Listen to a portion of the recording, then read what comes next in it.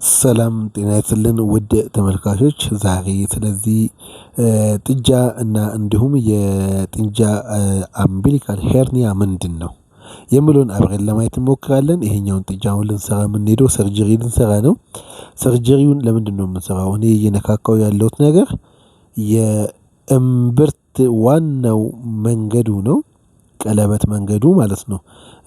እምብርት የራሱ የሆነ ቀለበት አለው በውስጥ በኩል በዛ ቀለበት መሃል ነው ወደ ውጪ የሚወጣውና እንዲሁም ደግሞ ከእናትየው ምግብን የሚቀበልበት አንደኛው መንገድ ነውና።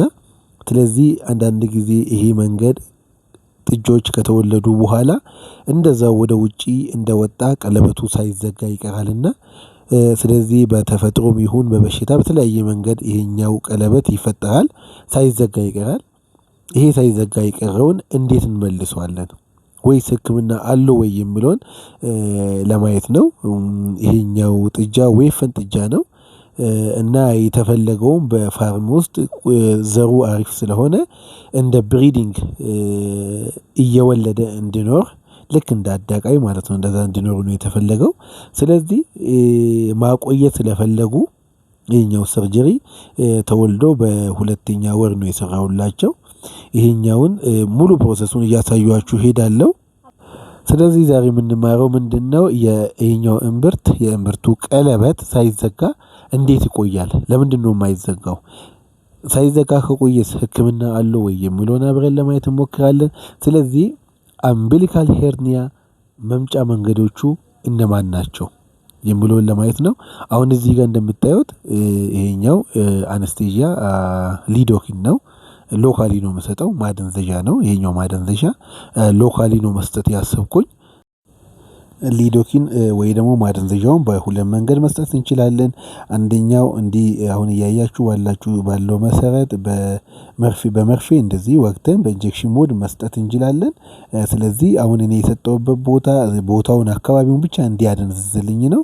አካባቢውን ለማደንዘዝ ከ2 እስከ 5 ደቂቃ በቂ ነው። በዚህ መሃል ላይ ያደነዝዝልኛል።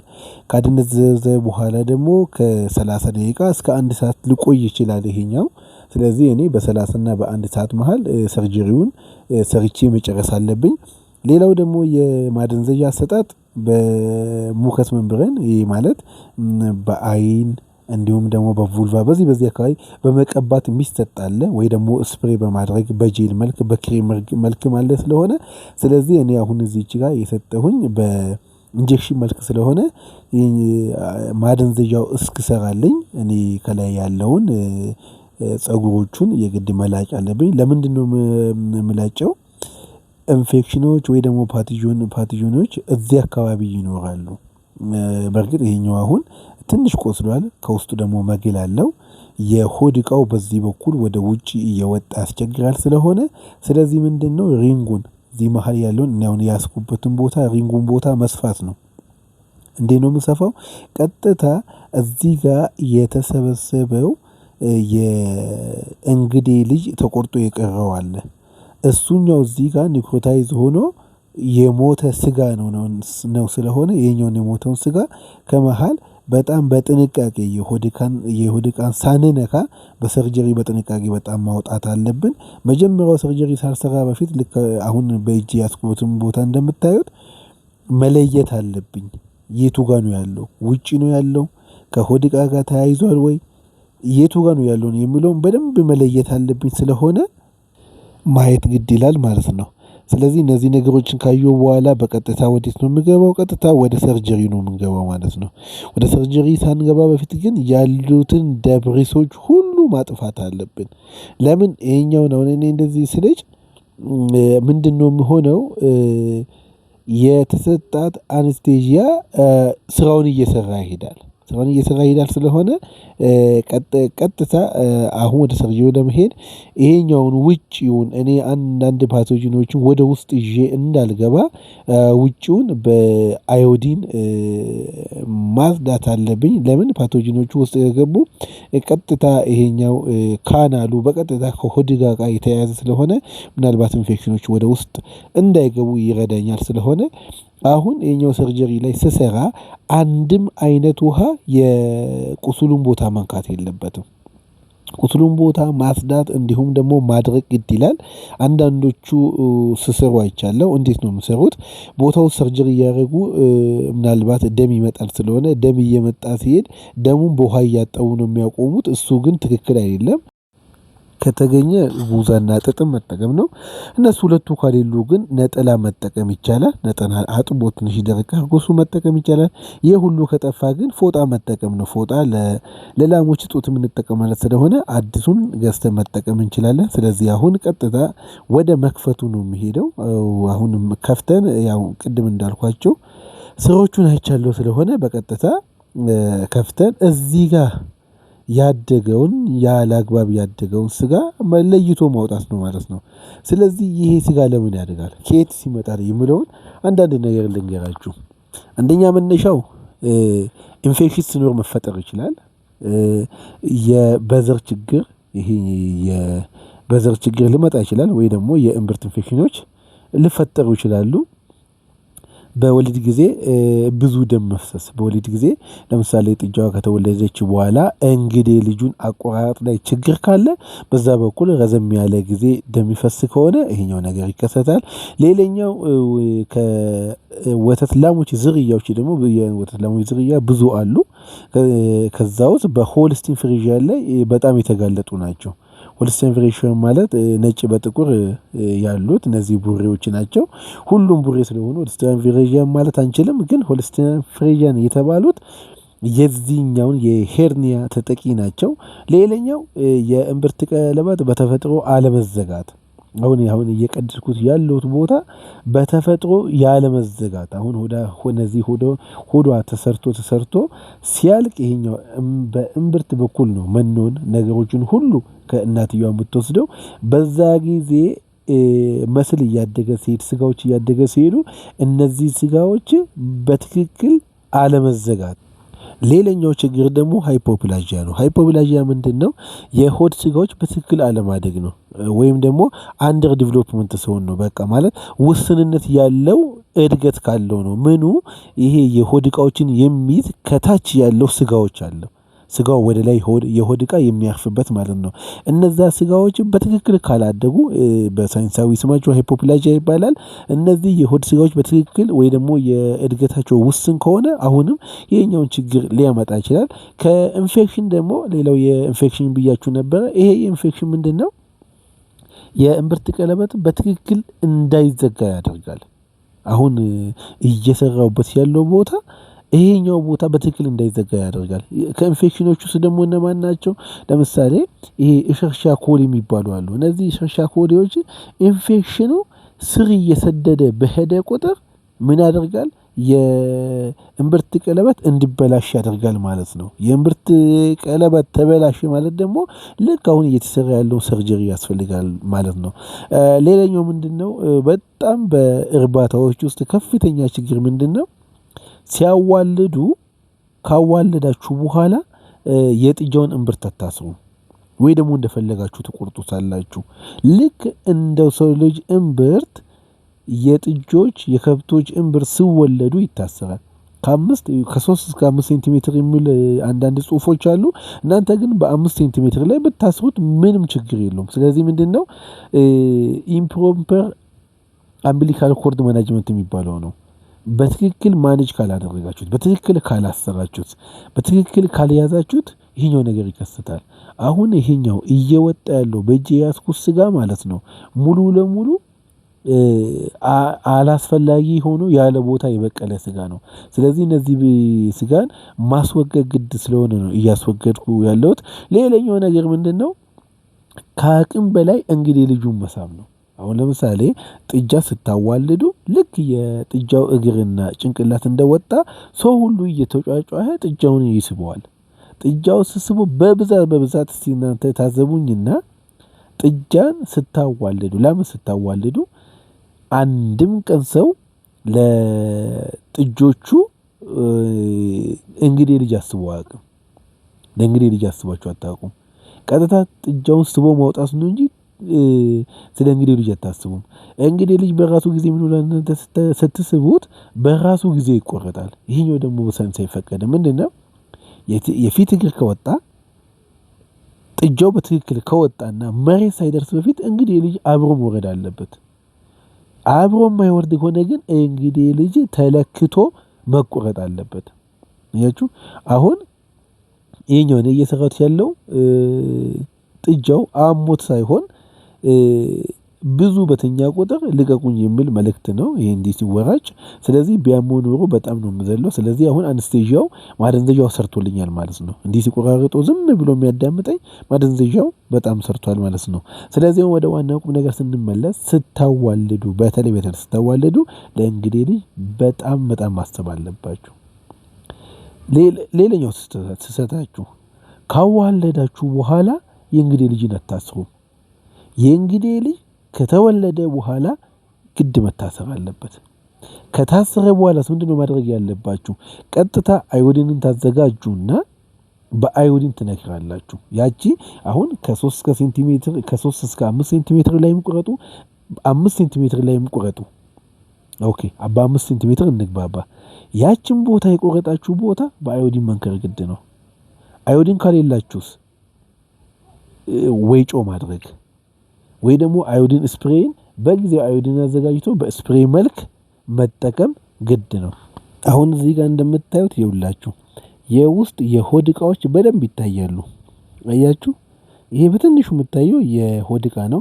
ልክ አሁን በጣት ያሳየሁት ቦታ ትርፍ ስጋ ስለሆነ ይሄኛውን በቀጥታ መቁረጥ ነው። ልክ አሁን እያሳየሁ አሁን ጣቴ የገባው ቦታ ወደ ውስጥ ያለው ሙሉ ለሙሉ የሆድ ዕቃዎች ናቸው።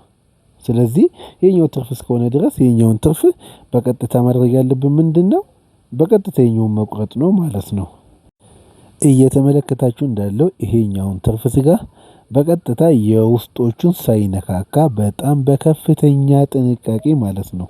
አሁን ይኸውላችሁ በፎርሴፕስ እንደዚህ ማነው ውስጥ የቀረው የትኛው ነው ወደ ውስጥ የቀረው ወይስ ትክክለኛ ነው የሚለው እንዲለይቼ ማለት ነው።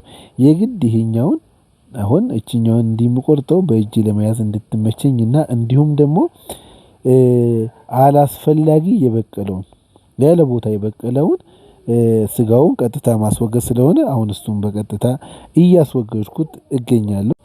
ስለዚህ ይሄኛው ማስፈልገውን እንዲህ በቀላሉ ረጅም ሰዓት ሳይፈጅ እንዲህ በቀላሉ አስወግጄዋለሁ። ምናልባት ይሄኛው የወጣው ከሷ የወጣው ይሄ ትርፍ ስጋ ቢያንስ ወደ ሩብ ይጠጋል። በጣም ከፍተኛ ስጋ ነው የሁላችሁ እንደሚያክል። ስለዚህ አሁን ምንድነው ያለብኝ ይሄኛው የኔ ፎጣ ጽዳቱ በጣም እየተጠበቀ ለምን ሰርጀሪ ስትሰሩ ኢንፌክሽኖችን ፓቶጂኖችን ራሳችሁ ወደ ውስጥ ታስገባላችሁ። ስለዚህ ቅድም እንዳልኳችሁ ውሃዎች መግባት የለባቸውም። የማንኛውም ሰርጀሪ ሲሰራ ውሃ መግባት የለበትም። መጀመሪያ ካጠብክ በኋላ ማድረቅ ነው። ካደረክ በኋላ ነው አይደል ሰርጀሪ የሚሰራው። ስለዚህ አሁን እዚህ ጋር እየተጠቀምኩ ያለሁት ምንድነው አዮዲንን ነው እየተጠቀምኩ ያለሁት። አዮዲን ያው ማይክሮ ኦርጋኒዝሞችን ኢንፌክሽኖችን ለመግደል በጣም ይጠቅመናል ስለሆነ ስለዚህ አዮዲንን ውስጥ እየቀባሁት ነው። ሳይንሱም ስለሚፈቅድልኝ አዮዲንን መቀባት። ስለዚህ ይሄኛውን አዮዲን ከቀባሁት በኋላ ቀጥታ ወደ መስፋቱ ነው የሚሄደው።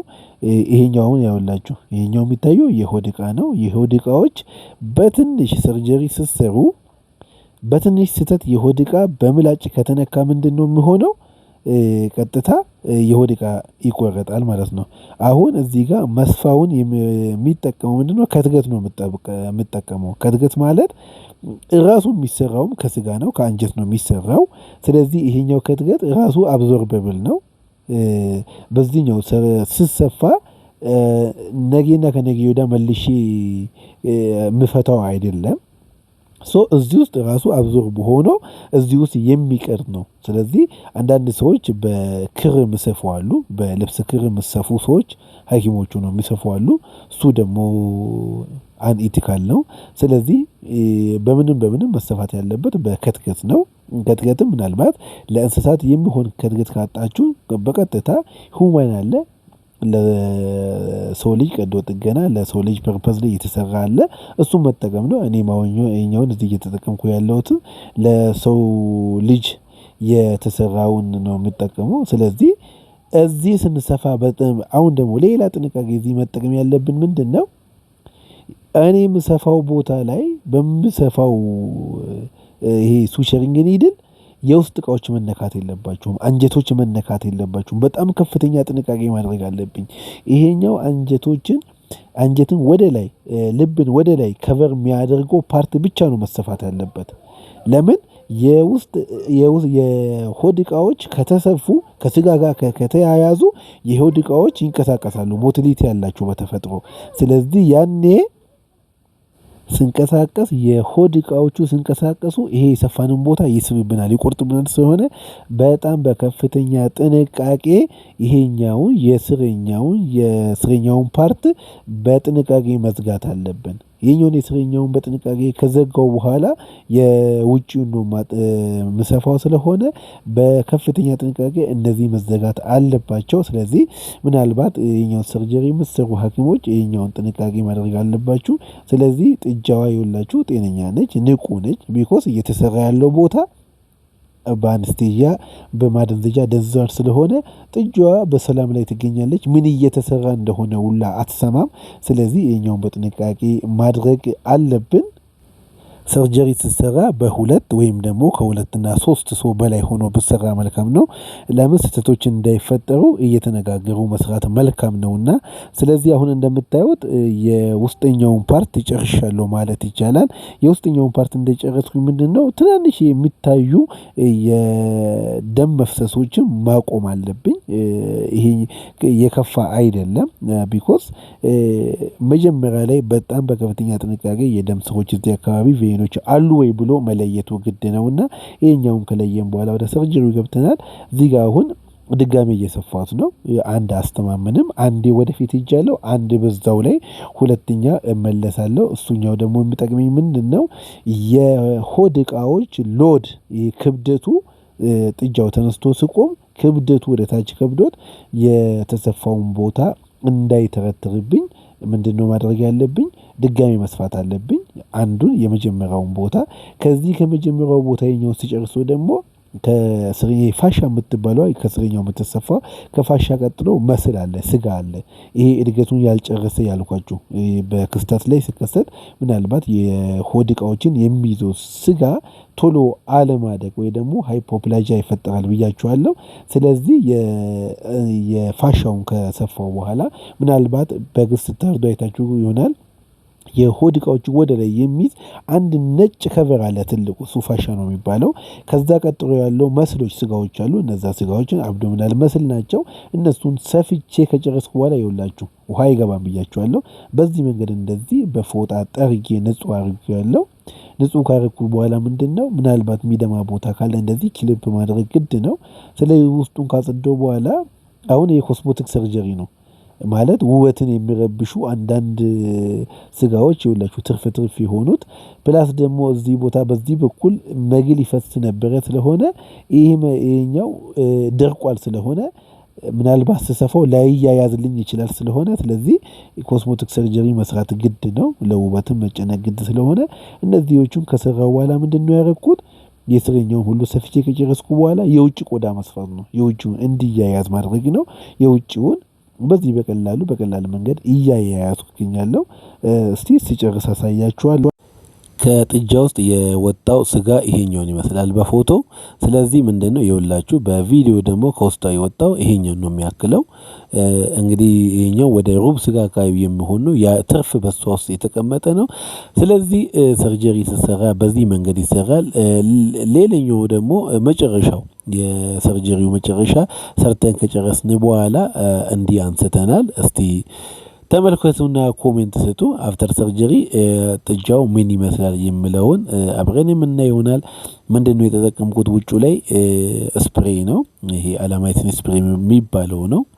አንዳንድ ጊዜ ይሄኛው ስፕሬዎች በዩኬም አለ በቻይናም አለ። ስለዚህ ይሄኛውን ስፕሬይ ስንጠቀም ውጪ ላይ ብቻ ነው ስፕሬውን የምንጠቀመው። ወደ ውስጥ መጠቀም አይፈቀድም። የሁላችሁ እንደዚህኛው በዚህኛው መስመር እንደዚህ ተሰርቶ በቀላሉ ጨርሰናል ማለት ነው። እዚህ ጋር ያደረኩ ያሉት ምንድነው ገመድ የታሰረበት እግር እንዳይደነዝዝ ምናልባት ስለቆየንባት ለመቆም እንዲሁም ለመራመድ እንዳትቸገር ምንድነው ያደረግነው? የብለድ ሰርኩሌሽኑ እንዲቀጥል ነው ያደረግነው። ስለዚህ በ30 እና በ45 ደቂቃ መሃል ነው እንደዚህ እኔ ሰርቼ የጨረስኩት። ከጨረስኩ በኋላ ሂሊንግ ፕሮሰሱ ከ9 እስከ 14 ቀን ይፈጃል ስለሆነ ለመዳን ይሄንን ቀን ይወስዳል። ስለዚህ በ14ኛው ቀን ይሄው መጥቼ እንዲህ በውጭ የተሰፋውን ክሮቹን ሁሉ ፈታትቼ የአዮዲን ስፕሬይ አድርጌበታለሁ። ይሄኛው ስፕሬው አዮዲን ነው፣ ደም አይደለም። ስለዚህ ከ14 ቀን በኋላ እንደዚህ በጣም ድኖ ጤነኛ ሆኖ ነው የጠበቀኝ። እስካሁን ስለተከታተላችሁኝ እጅግ በጣም ከልብ አመሰግናለሁ። ሰርጀሪው ይሄን ይመስል ነበረ። አብዲ ለገሰ ነኝ፣ የእንስሳት ሐኪም። መልካም የስራ ጊዜ ይሆንላችሁ። አመሰግናለሁ።